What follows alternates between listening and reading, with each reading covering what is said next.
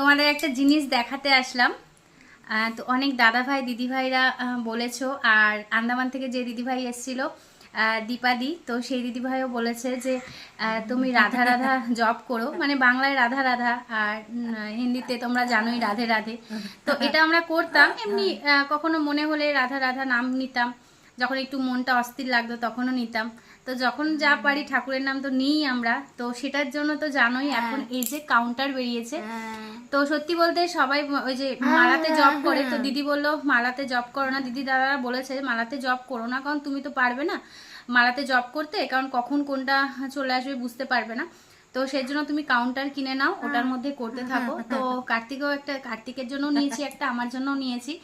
দেখো ও কেন হাসছে বলো তো, এটা না রাধা রাধা করছিলাম, এখানে 3000 হয়ে গেছে অলরেডি, আজকেই এসছে এটা অনলাইনে। তো মামা এই যে ওর হাত দিয়ে করাচ্ছিলাম, এরকম ভাবে ওর হাত দিয়ে এটা দিয়ে টেপাচ্ছিলাম আর বলছিলাম রাধা রাধা, দেখবে